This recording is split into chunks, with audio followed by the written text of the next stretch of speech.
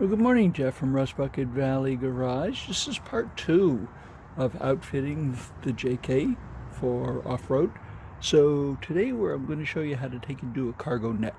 Okay, so you need just a couple of little basic things. Okay, all these available at the your local home improvement store.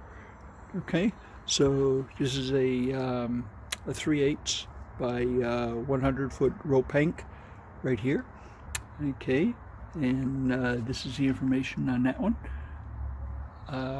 You also need some snap swivels. Okay, look just like this. Okay, and this they can attach everything down.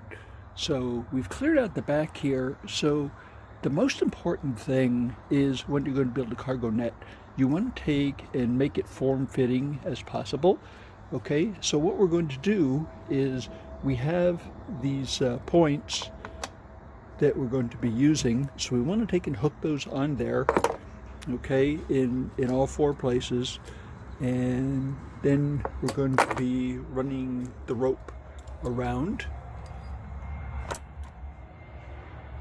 Okay.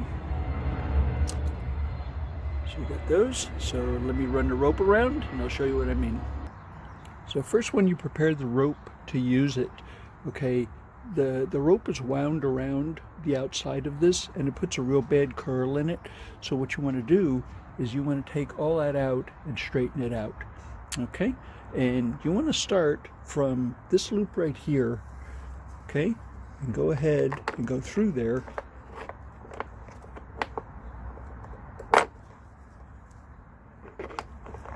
Easy to do with one hand. There we go. And then you go through the next one and the next one, and then you end up back in this corner here, and I will show you why that is in a second. So what we've basically done is we've run the rope through all the eyelets, okay, and that is going to be the basic footprint of our cargo net that will take and fit around everything. Okay, now the reason I wanted to take and start and stop in this one area right here is because I'm going to be splicing this together here. Okay, and the way you take and splice this thing together is using these hog rings. Okay, these hog rings are usually used for upholstery, but you can take and put these things on here and you can take and squeeze them together and it will give you a really good joint there. Okay, and then once you take and get this adjusted and get it the way you want it, you know, the right amount of tension in there, you will go ahead and clip this together. Okay, so the main reason that you want to take and have this come to this corner here is, since this is a cargo net, okay, it's going to be going back and forth, and then it's going to go this way, back and forth, and then at each intersection, it's going to be secured over your load. Okay, so what I've done is when I get this secured, I'll show you what that looks like, and then I removed everything out of here, and I've done a mock-up of everything that is going to be stored in this area in the back workshop. Okay, so let me get this secured, and then we'll be moving to the back shop. All right, so we moved everything into the back shop here, and this is the configuration it's going to be when it is in the back of the Jeep.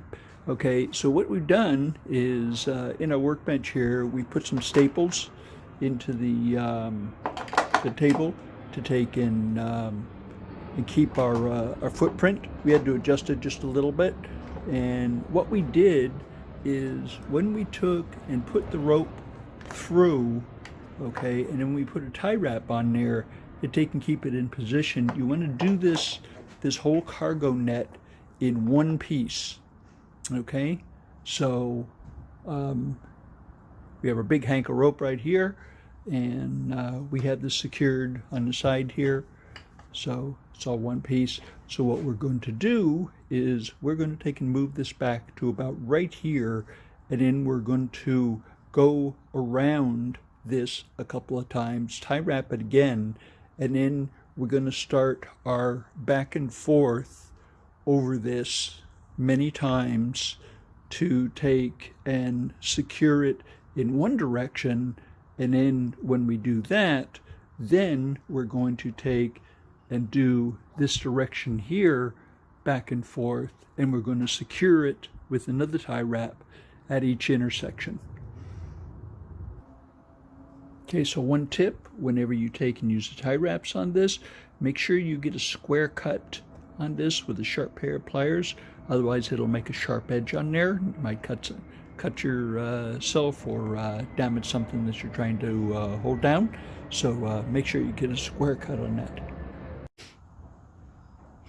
Okay, so we've already gone back and forth in this direction here.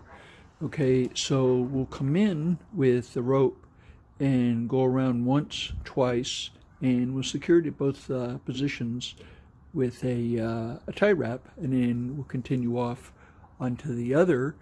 And if we look around the other side, you'll see that we completed our back and forth in this way, and then at this corner right here, we started going back and forth this way. Okay, and it's getting to start to look like a cargo net now. We're leaving all of our tails for the tie wraps long at this point. So they're just a little bit loose. So we'll go back and we'll cinch those up when we take and adjust this whole thing so that it lays just the way that that we want it to lay. But we're complete with the back and forth this way, and we're about halfway with the ones this way right here. Okay, so it seems to be coming along just fine. So as you can see on this one end where we've come across the top from the other end, we've got wrapped it around, and then we've secured it once, and then we will go around one more time like this and pull that through. Okay, and then we will take this and we will hold that in position at each intersection as we go across here, just like we did for the previous ones. And we want to kind of arrange both these and these to give you about 4" by 4" squares on here. Okay, so this is going to turn out pretty well. Okay, so let's continue on with it.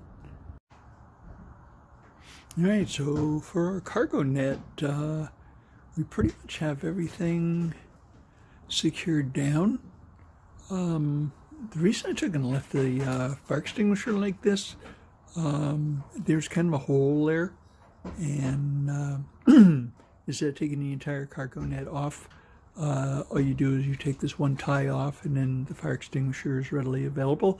So you kind of, I turned the tire upside down and used the back of the tire for storage, and it fits right in there.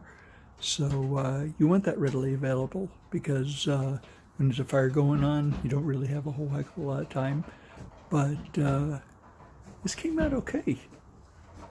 You know, so all I got to do is cut all the tails for the tie wraps, and then take and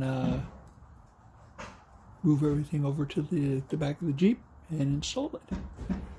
Okay, so we're looking pretty good so far. So this is what it looks like with all the tails cut and everything all tied down. So not bad. Total time to this point is about 2.5 hours. Okay, and the 100-foot rope was just enough to take and do everything that I wanted to do. Okay, got everything secured. So let's move it into the back of the Jeep. All right, here we are. We got everything loaded back in the back of the Jeep and off the workbench in the back. We got everything situated in there just the way it was.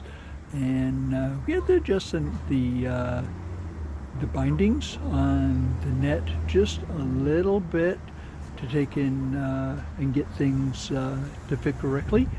But we got it. We got it. And we made it ourselves.